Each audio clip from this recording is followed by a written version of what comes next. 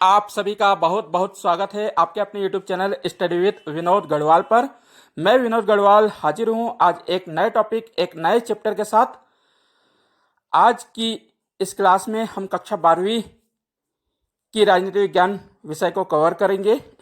हमारी आज की ये क्लास मध्य प्रदेश, उत्तर प्रदेश, उत्तराखंड, बिहार, झारखंड, हरियाणा, दिल्ली और सभी CBSE बोर्ड के विद्यार्थियों के लिए उपयोगी रहेगी। उन सभी बोर्ड्स में जहाँ पर NCERT की पुस्तक पढ़ाई जाती है उन विद्यार्थियों के लिए खासतौर पर यह लाभदायक रहेगी। आज इस क्लास में हम कक्षा 12वीं की राजनीति विज्ञान की जो प्रथम पुस्तक है समकालीन विश्व राजनीति, उसके अध्याय 4 सत्ता के वैकल्पिक केंद्र को कवर करेंगे। चलिए हम शुरू करते हैं हमारी आज की क्लास। समकालीन विश्व राजनीति अध्याय 4 सत्ता के वैकल्पिक केंद्र, अल्टरनेटिव सेंटर ऑफ पावर। सबसे पहले हम इसका परिचय देखते हैं। 1990 के शुरुआती दशक में दो ध्रुवीयता का अंत के उपरांत विश्व में अमेरिका महाशक्ति के रूप में उभरा। हम सभी जानते हैं कि सन 1991 में सोवियत संघ का विघटन हो गया, सोवियत संघ टूट गया और ध्रुवीय ध्रुवीयता का भी अंत हुआ। ध्रुवीय ध्रुवीयता के अंत के पश्चात सोवियत संघ के विघटन के उपरांत विश्व में एक महाशक्ति अमेरिका का उदय हुआ। अमेरिका का प्रभुत्व पूरे विश्व पर फैल गया। अमेरिका सब पर अपना वर्चस्व स्थापित करने लगा। ऐसे में सत्ता के कुछ नए केंद्र उभर कर आए, खासतौर पर यूरोप में यूरोपीय संघ और एशिया में आसियान। इसके अतिरिक्त चीन भी अपनी महत्वपूर्ण भूमिका निभाने लगा। यूरोपीय संघ और आसियान ने अपने अपने क्षेत्रों की ऐतिहासिक दुश्मनी को भुलाकर शांतिपूर्वक सहयोग से अपना विकास करना चालू किया।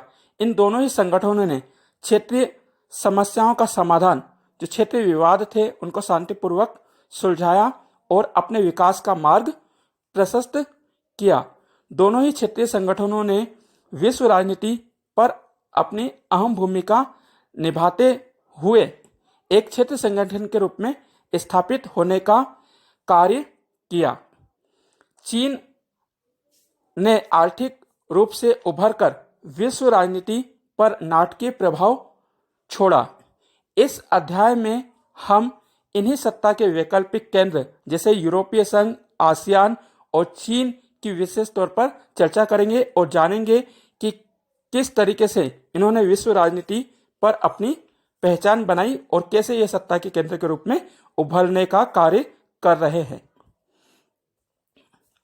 सबसे पहले हम जानते हैं कि सत्ता के वैकल्पिक केंद्र का मतलब क्या होता है। सत्ता के वैकल्पिक केंद्र किसे कहते हैं? सत्ता के वैकल्पिक केंद्र का क्या आशय है?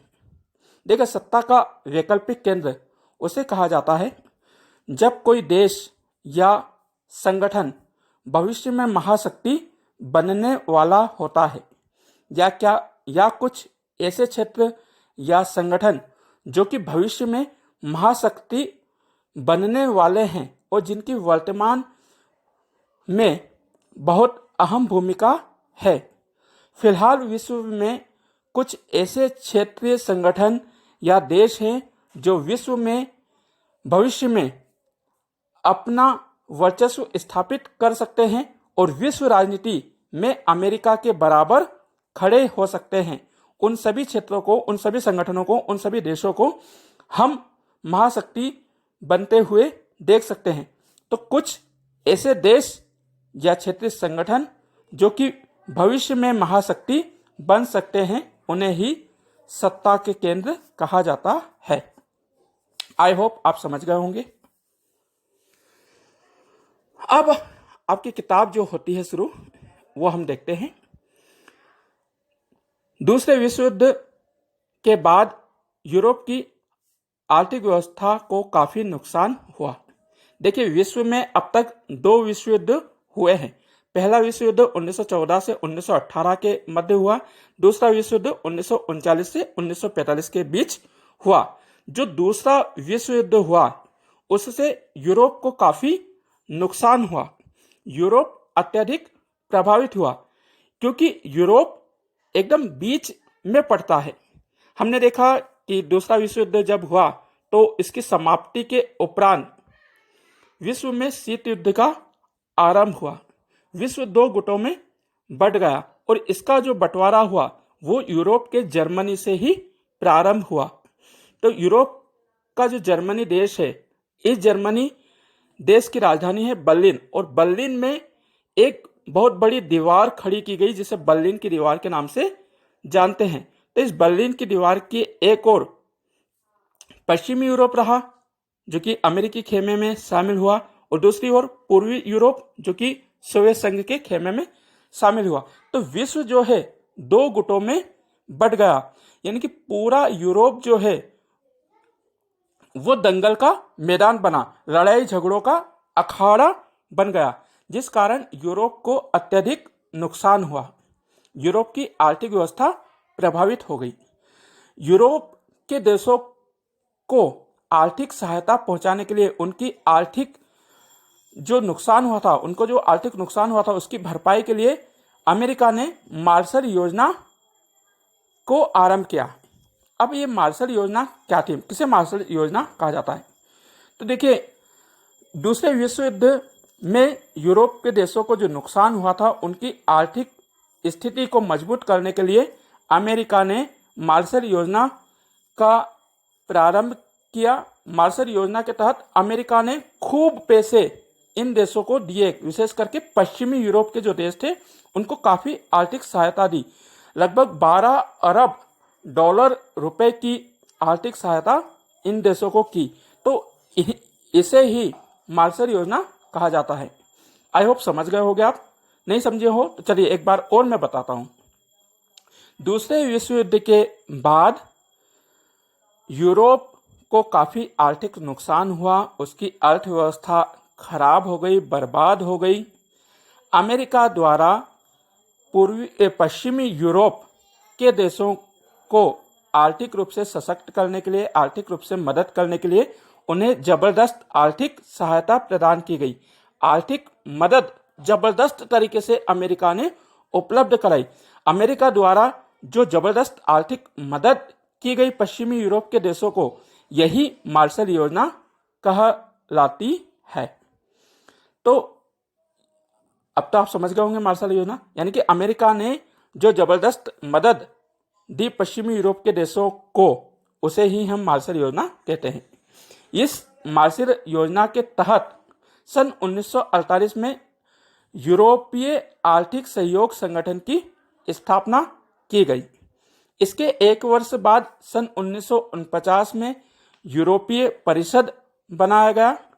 देखते देखते इस संघ ने चरणबद्ध तरीके से, क्रमबद्ध रूप से विकास किया और सन 1957 में यूरोपीय आर्थिक कम्युनिटी का गठन किया गया। धीरे धीरे यह संगठन अपने विकास को करता रहा, आर्थिक सहयोग को बढ़ाया और सन 1992 में इन तीनों ही संगठनों ने, किसने? यूरोपीय आर्थिक सहयोग संगठन, यूरोपीय परिषद और यूरोपीय आर्थिक कम्युनिटी को मिलाकर एक यूरोपीय संघ का निर्माण किया गया। तो देखिए, जो मार्शल योजना से आर्थिक सहयोग करने का कार्यक्रम चालू किया गया था वह यूरोपीय संघ में परिवर्तित हो गया। जो तारीखें आपको बताई गई है इसे आप अच्छे से नोट कर लीजिए।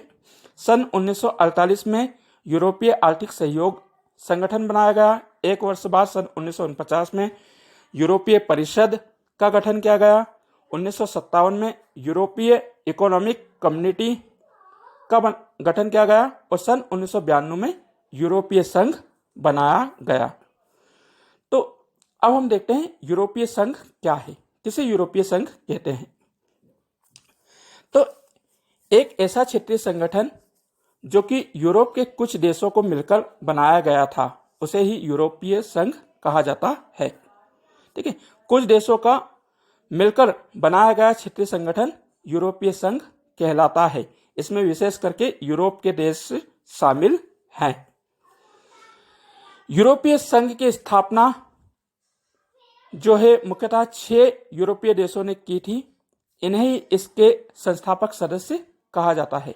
यानी कि यूरोपीय संघ के 6 संस्थापक सदस्य हैं: Belgium, France, Italy, Netherlands, Luxembourg और पश्चिमी जर्मनी।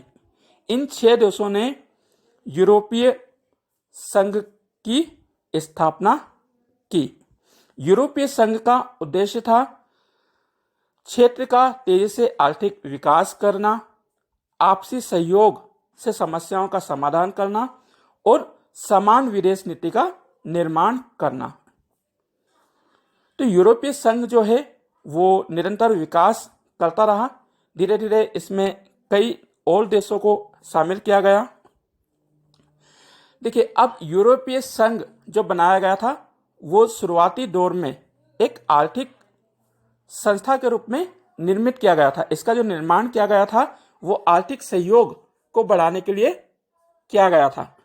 लेकिन देखते ही देखते यह आर्थिक संस्था एक राजनीतिक संगठन में बदलती गई। इसका जो बदलाव है वो आर्थिक संस्था से राजनीतिक संगठन में हो गया। देखते ही देखते यह एक राजनीतिक संगठन बन गया और फिर एक विशाल बड़े राष्ट्र राज्य के रूप में यह अस्तित्व में आ गया। जब यह विशाल राष्ट्र राज्य बन गया तो फिर इसने एक सरकार के रूप में कार्य करना प्रारंभ कर दिया। जब सरकार बना तो इसने अपना एक संविधान बनाने का प्रयत्न किया।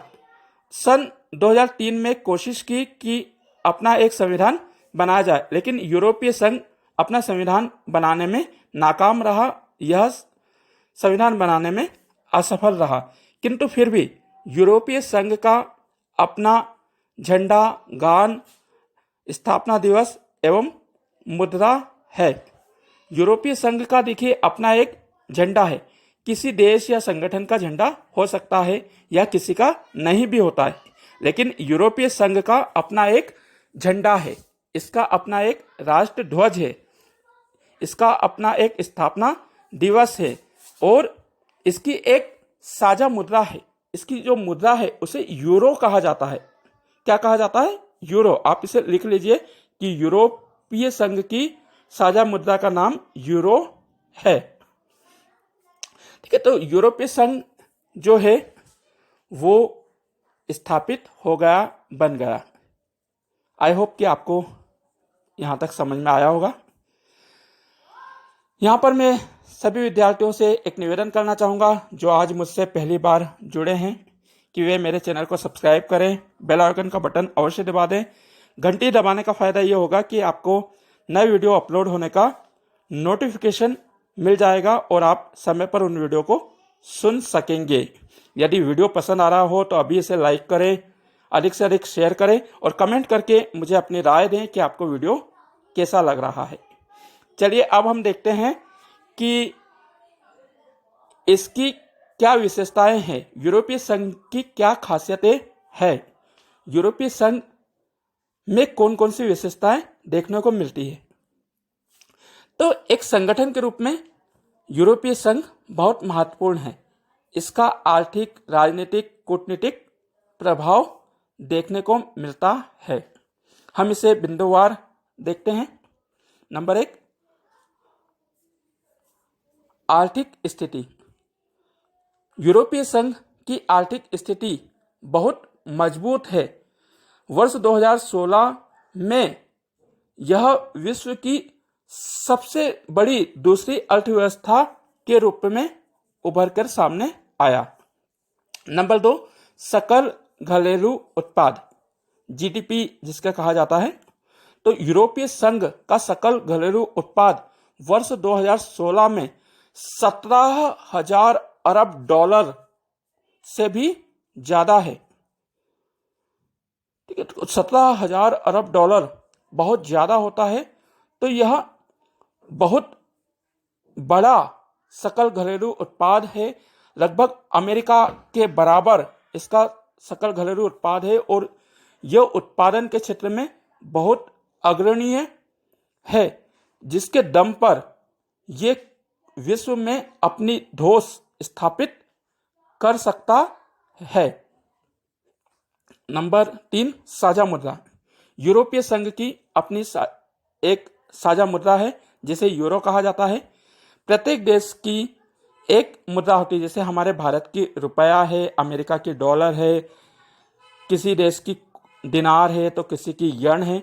ठीक उसी प्रकार यूरोपीय संघ की भी अपनी मुद्रा यूरो है, और यूरो जो है वो अमेरिकी डॉलर के लिए खतरा बनते जा रहा है। देखिए, अमेरिकी डॉलर जो है उसको बहुत मजबूत और बहुत शक्तिशाली माना जाता है, लेकिन यूरोपीय यूरो जो है वो बराबर इसको टक्कर दे रहा है और अब इसके लिए खतरा तक उत्पन्न हो रहा है। विश्व व्यापार में योगदान। यूरोपीय संघ का विश्व व्यापार में महत्वपूर्ण योगदान है। इसकी विश्व व्यापार में अमेरिका के 3 गुना हिस्सेदारी है।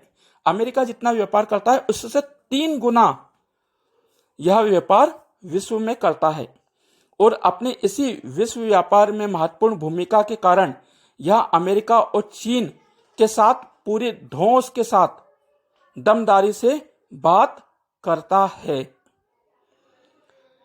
सैन्य शक्ति। यूरोपीय संघ की सैन्य शक्ति विश्व में सबसे बड़ी दूसरी शक्ति है। इसके पास जो सेना है वो विश्व की सबसे बड़ी दूसरी सेना है। इसके 2 देश ब्रिटेन और फ्रांस के पास परमाणु हथियार हैं। माना जाता है कि इन देशों के पास 550 से अधिक परमाणु हथियार हैं। नंबर नेक्स्ट, सुरक्षा परिषद में सदस्यता।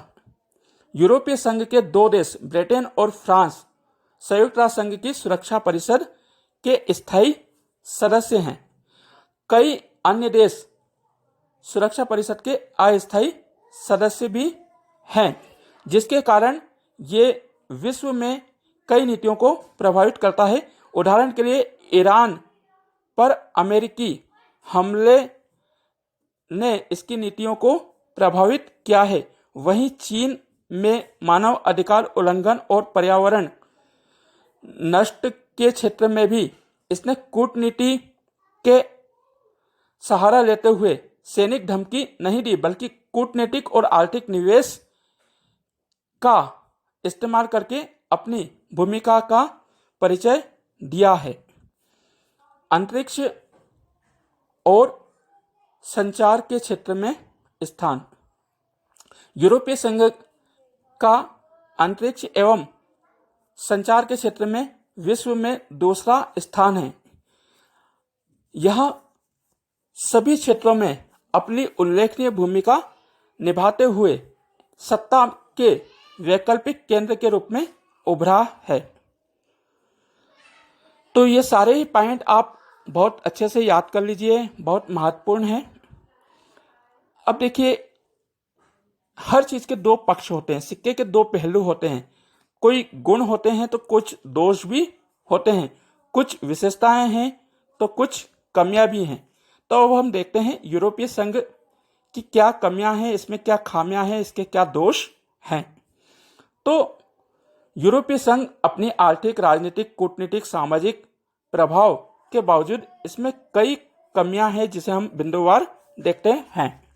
नंबर 1, स्वतंत्र विदेश नीति।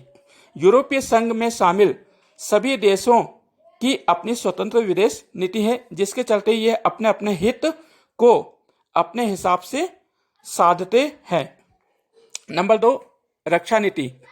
सभी देशों की पृथक रक्षा नीति है, जिसके चलते ये अलग अलग देशों से अपने संबंध स्थापित करते हैं और अपनी सुरक्षा को सुनिश्चित करते हैं। नंबर 3, आपसी खींचतान और विरोधाभास।